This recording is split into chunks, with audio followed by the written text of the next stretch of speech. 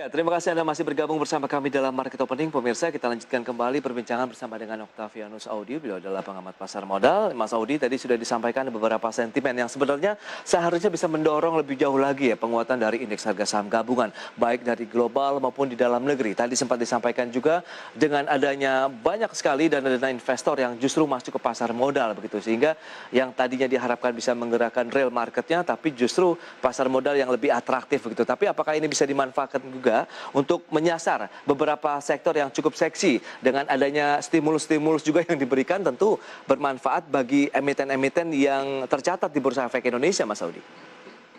Iya, betul. Salah satu mungkin sentimen yang kemarin dari hari Senin ya, hari Senin itu cukup menarik mata investor itu adalah di sektor properti. Yes. Ya memang relaksasi dari PPh sudah mulai dihilangkan, lalu free BHPPTN juga sudah mulai diaktifkan lagi. Baik. Jadi saya pikir ini adalah salah satu pendorong yang kemarin di mana sektor properti ini meningkat cukup tajam. Nah, kalau kita lihat dari leader emiten properti di pasar modal itu semua rata-rata hampir kenaikannya cukup signifikan di atas 5% bahkan. Ada sampai 10% lebih. Jadi saya pikir di sini respon dari investor sudah mulai masuk ke dalam properti. Cuman satu sisi kalau kita lihat realnya lagi seperti yang tadi Mas Pras sudah bilang juga, memang agak sedikit lambat. Jadi jika memang untuk sektor seperti properti, lalu juga sentimen untuk industri otomotif seperti mobil, itu memang tidak serta-merta langsung bisa meningkatkan daya beli atau meningkatkan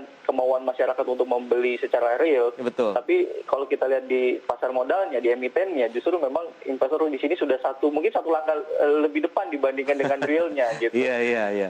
Nah itu dia, berarti langkah apa yang perlu dicermati tentunya bagi para investor maupun traders dalam menyikapi perdagangan hari ini. Kita lihat pre-opening saja sudah naik sekitar 0,46% dengan beberapa saham-saham properti juga masih mengalami kenaikan di atas 1% ini. Apakah properti masih bisa menjadi pilihan investasi, demikian juga dengan otomotif atau bagaimana?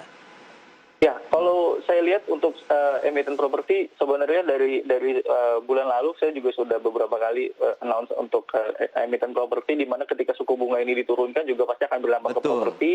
Nah, ditambah lagi adanya stimulus-stimulus dari pemerintah juga, ini juga pasti akan mendorong emiten properti itu sendiri. Dan untuk saat ini masih cukup menarik sebenarnya, tetapi untuk lebih ke trading aja untuk properti, karena memang kita juga masih belum tahu realnya seberapa cepat recovery dari industri segmen dari properti itu sendiri.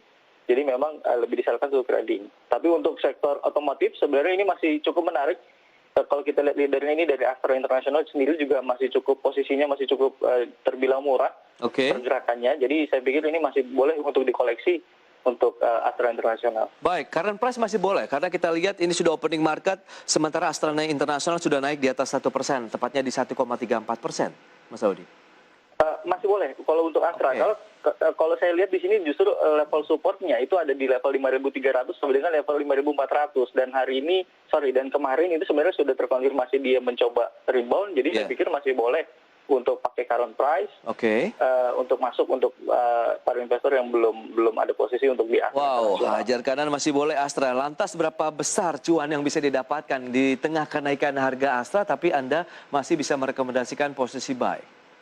Ya, kalau untuk level saya lihat di sini bertahap ya. Untuk level pertamanya itu di sekitar 5.900 untuk resisten pertama, lalu resisten berikutnya adalah jika memang tembus, ini kemungkinan besar sampai dengan level 6.250. Wow, menarik ya. Jadi masih cukup panjang sebenarnya perjalanan Astra. Betul, apalagi juga kita tahu program-program stimulus juga menyasar ke otomotif yang dikatakan ini bertahap begitu ya, 100%, kemudian 50%, 25% yang sebenarnya bisa dimanfaatkan untuk menggerakkan sektornya. Meskipun tadi realnya memang masih butuh waktu lebih jauh lagi, tapi kan dengan adanya keterbatasan waktu stimulus yang diberikan oleh pemerintah, seakan-akan pemerintah pun berlomba ini dengan permintaan masyarakat yang diharapkan juga naik untuk sektor realnya ya Mas ya? Ya, tadi jika kembali ke sebelumnya memang dari sisi inflasi juga sudah terlihat memang di sini juga daya beli masyarakat baik di konsumsi rumah tangga maupun di tier-tier lainnya, salah satunya otomotif ya sebenarnya masih cukup lemah. Jadi saya pikir di sini memang tugas pemerintah untuk mengembalikan daya beli masyarakat itu sendiri dengan stimulus-stimulus tadi. Baik, selain Astra International di sektor otomotif ada yang Anda jagokan lainnya? Kalau untuk saat ini posisi leadernya memang lebih ke Astra aja sih jatuhnya. Oke, masih Astra. Sementara properti, bagaimana? Ya, kalau untuk properti sendiri sebenarnya kalau untuk saat ini beberapa market leadernya itu yang saya rekomendasi sebenarnya adalah yang memiliki land bank yang cukup besar atau memiliki aset yang cukup banyak. Salah Oke, satunya ada BSDE dan ada Pakuwon. Jadi baik. dua emiten ini sebenarnya masih cukup menarik untuk kita koleksi. Yes, BSDE kalau kemarin pun juga jadi direkomendasikan oleh analis yang hadir di IDX Channel, Mas Audi. Dan hari ini pun Anda masih menjagokan. Padahal naiknya sudah 3,54%. Nah itu dia. Ini kan dari kemarin sudah naik, kemudian sekarang naik lagi. Udah ketinggalan belum nih kalau kita mau riding dengan level-level saat ini di BSDE? Ya, kalau untuk trading sebenarnya kita masih bisa memanfaatkan untuk jangka pendek. Cuman kalau secara jangka Oke, panjang ya tadi kita kembali lagi ke real marketnya. Apakah BSD ini bisa betul. membukukan di kuartal 1 ini setidaknya dalam kondisi yang cukup mengalami kenaikan walaupun nggak banyak, tapi artinya di sini kita lihat sudah mulai ada recovery permintaan. Jadi Oke. ya, pembuktian dari real marketnya adalah ya nanti announce dari para emiten ini di kuartal 1 apakah masih bisa survive ataukah masih ada sedikit perlambatan seperti Oke, itu itu dan dia. penjualannya. Betul, yang perlu ditunggu memang data-data dari report di kuartal 1 nanti begitu ya untuk sektor properti. Jadi BSDE current price masih boleh di 13.15, kemudian potensial upside akan ke berapa ini? Ya, sebenarnya kalau untuk BSD saat ini masih cukup ada sedikit resisten sebenarnya. Itu Oh, adalah di oke. level ya di level 1360 sampai dengan di level 1330. Jadi range ini adalah resisten sejak Desember 2020. Jadi Oh, BSD ini belum bisa tembus ya, level ya, ya. 1330, 1360 ini ketika masuk ke sana diturunkan lagi. Nah, sekarang turunkan lagi. Jadi jika even nanti minggu ini atau pekan depan sudah mulai tembus level 1330, 1360, ini saya pikir artinya sudah confirm investor sudah mulai percaya diri dengan industri properti itu sendiri. Oh, berarti tunggu level konfirmasi saja breakout begitu level resisten ya dari BSDE, Mas Audi. Di Boleh. 1330-an atau 1360 begitu. Ya, di range itu Oke. aja. Itu adalah range resistennya. Baik, selain BSD, apakah kita juga bisa menyasar CTRA, Pewon yang juga sama-sama mengalami kenaikan? Kalau untuk leadernya saya lebih melihat untuk posisinya itu adalah di BSD dan Pakuwon. Tapi kalau Oke, secara keseluruhan, emang ini pasti akan berdampak ke semua emiten di sektor properti. Tapi kalau betul. kita lihat Ciputra, ini kemarin kenaikan cukup tinggi, tetapi akhirnya tutupnya hanya Iya, setengah dari kenaikan hari sebelumnya. Jadi saya betul. pikir di sini lebih concern atau lebih confirm sebenarnya investor melihat di saham Pakuwon dan di saham BSDE jatuhnya. Oke, itu dia berarti dua.